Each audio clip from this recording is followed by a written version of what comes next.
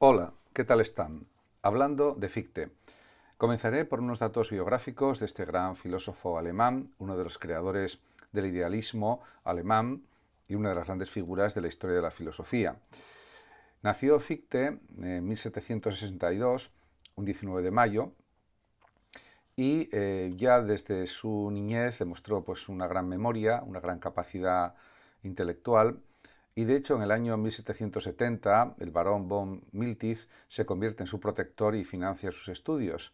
La anécdota que se conserva es que cuando fue a escuchar una misa, pues en la zona donde vivía Fichte, llegó tarde a la misa y el propio Fichte de niño pues fue capaz de decirle de memoria lo que había explicado en el sermón el sacerdote, y de esa manera demostró su gran memoria. Eso sirvió para que el propio barón le financiara sus estudios. En 1774 ingresó en la escuela pietista de Forta en Naumburg. En 1780 Fichte fue estudiante de teología en la Universidad de Jena. Realizó cursos sobre filosofía griega y temas jurídicos. En 1781 ofrece ya lecciones particulares y asiste a las universidades de Leipzig y Wittenberg. En 1788 ya pues desempeña la función de preceptor en Zúrich, en Suiza. Acude a la tertulia del señor Rang, donde se pone en contacto con el dinámico y progresista ambiente intelectual de la ciudad de Zúrich, imbuido por la presencia de Rousseau, Klostop y Pestalozzi. Defiende posiciones o planteamientos deterministas. En 1790 pues escribe su primera obra filosófica, Aforismos sobre religión y deísmo, lectura de las obras de Kant, y escribe un resumen de la crítica del juicio de Kant. En 1791, preceptorado en Varsovia, visita Königsberg para ver a Kant. En 1792 publica Ensayo de una crítica de toda revelación, anónimamente, por lo que diríamos se cree al principio que la obra pertenecía a Kant y fue por un error del editor. Se pone en contacto con el ambiente también de la filosofía postkantiana y el propio Kant alaba esta obra de Fichte y también a Fichte como pensador. En 1793 pues se publica Reivindicación de la libertad de pensamiento a los príncipes de Europa que hasta ahora la oprimieron, publicada anónimamente, y también Contribuciones a la rectificación del juicio del público sobre la Revolución Francesa. En ciertos medios podemos decir que ya se lo considera como un jacobino, se casa con Johanna Rang, sobrina de Klostop. En 1794 escribe una reseña de Nesidemo, primer esbozo de su sistema filosófico, ya es profesor en la Universidad de Jena, y escribe sobre el concepto de la doctrina de la ciencia, algunas lecciones también sobre el destino de sabios, otra obra que escribe, y de 1794 a 95 data su libro Fundamentación de toda la doctrina de la ciencia, y se inician los conflictos con las órdenes estudiantiles y las clases dominicales. En 1796 pues también publica Primera y Segunda Introducción a la Doctrina de la Ciencia, y en el año 1798 estalla la polémica del ateísmo con motivo de la publicación de Sobre el fundamento de nuestra fe en un gobierno divino del mundo. En 1799 Fichte renuncia a su cátedra en la Universidad de Jena y se retira a Berlín, apoyado por Friedrich Schlegel. En 1800 pues establece contactos con la logia masónica berlinesa. También pone en marcha proyectos para la creación de un instituto modelo. Es nombrado también miembro extraordinario de la Academia de Berlín. Escribe El destino del hombre, y también la otra obra que escribió este año sería El Estado comercial cerrado.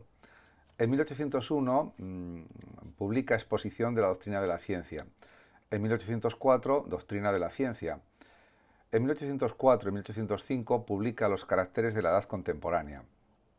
En el año 1805 también inicia la docencia universitaria en Erlangen y publica lecciones sobre la esencia del sabio. En 1806 escribe Iniciación a la vida feliz y también desarrolla un intento de reorganización de la Universidad de Erlangen, y ya pues se plantea el hacer una ruptura definitiva con la filosofía de Schelling.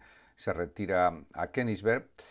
Por otra parte, también su obra Iniciación a la vida feliz también se llama en muchas ocasiones Doctrina de la religión o Exhortación a la vida bienaventurada, es un tratado sobre cuestiones religiosas. En 1807, Fichte escribe sobre Maquiavelo. Se refugia en Copenhague, vuelta a Berlín y discursos sobre la guerra y el patriotismo. En 1808 se publica Discursos a la nación alemana. En 1812 es nombrado rector de la nueva Universidad de Berlín. Y en 1813 muere Johanna, víctima del tifus, del que se contagió por cuidar a los enfermos de guerra.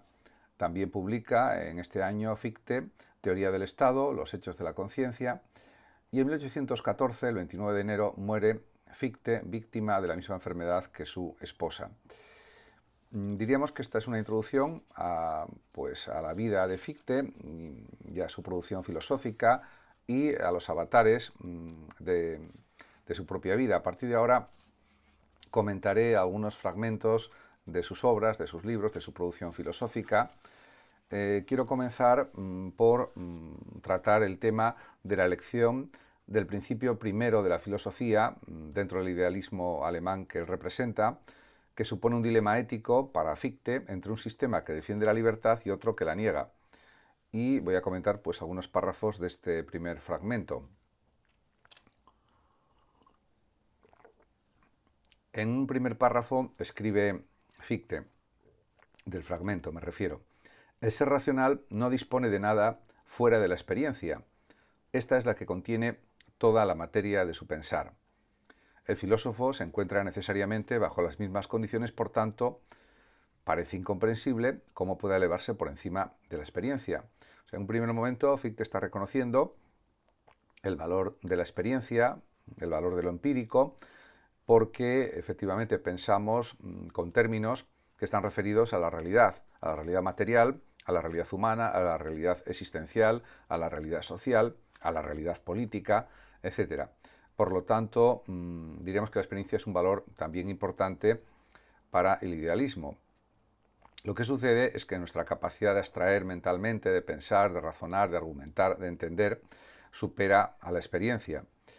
Por eso, a continuación, dice el propio Fichte: pero el filósofo puede abstraer, que significa separar, es decir, puede separar mediante la libertad del pensamiento lo que está unido en la experiencia.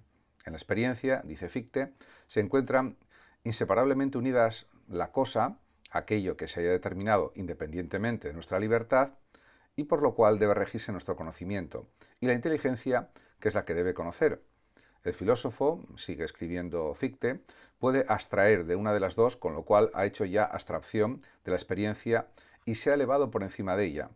Si abstrae de la primera, se queda como fundamento explicativo de la experiencia con una inteligencia en sí, es decir, abstraída de su relación con la experiencia. Si abstrae de la última, se queda con una cosa en sí, o sea, abstraída de lo que ocurre en la experiencia. Al primer procedimiento se le llama, o se lo llama, idealismo, al segundo, dogmatismo. En definitiva, él considera que realmente estar por encima de la experiencia, por medio de la libertad del pensamiento, es lo propio. Diríamos que el idealismo reafirma, en este sentido, esta elevación por encima de la experiencia, porque eso se organiza como explicación de la propia experiencia.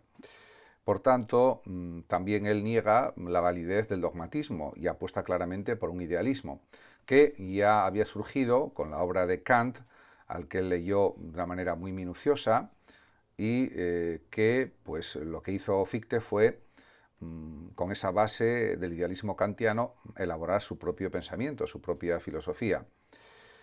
Por tanto, podemos decir que estas cuestiones son claves para entender el surgimiento del idealismo. Y sigue escribiendo en esta primera introducción a la doctrina de la ciencia de Fichte lo siguiente: las presentes consideraciones deberían bastar a cualquiera para convencerse de que solo son posibles estos dos sistemas filosóficos. Según el primer sistema, el idealismo, se entiende, las representaciones acompañadas del sentimiento de necesidad son productos de la inteligencia, que se presupone en la explicación de ellas. Según el último, son productos de una presupuesta cosa en sí. Realmente diríamos que la inteligencia es la capaz de explicar la realidad, numerosas cuestiones acerca de Dios, de la supuesta existencia divina, de cómo es la naturaleza, de por qué surgió la naturaleza, de por qué surgió el mundo, de las cuestiones relativas a la ética, al bien, al mal, y también de cuestiones de tipo no solamente gnoseológico o epistemológico, sino también cuestiones de tipo ontológico, de tipo metafísico. En ese sentido, la capacidad de entendimiento del pensamiento humano es tan enorme, es tan inmensa, que facilita ese tipo de planteamientos idealistas. Por otra parte, podemos decir que también él manifiesta que en otro texto también que hay un carácter práctico y emotivo en relación con la elección de un sistema filosófico. Y voy a comentar pues, algunos párrafos en este sentido, de esta cuestión concreta. En este primer párrafo dice el propio Fichte: se trata aquí, pues, del comienzo de toda la serie, que por ser un acto absolutamente primero depende solo de la libertad de pensar. Por tanto, es determinado mediante el libre albedrío, y dado que la decisión de libre albedrío debe tener, no obstante, un fundamento, es determinado por inclinación e interés. El último fundamento de la diferencia entre el idealista y el dogmático es, por consiguiente, la diferencia de su interés. Podemos decir que desde esta perspectiva se ve claramente la importancia de la libertad no solamente en las conductas a nivel ético, a nivel religioso, sino también sobre todo a nivel cognitivo, a nivel cognoscitivo, porque diríamos que las personas se mueven sobre todo gracias a que son libres o toman decisiones en función de su libertad, que tiene que ser máxima. Pero, sigue diciendo Fichte, el supremo interés y el fundamento de todo otro interés es el para nosotros mismos. Así ocurre con el filósofo.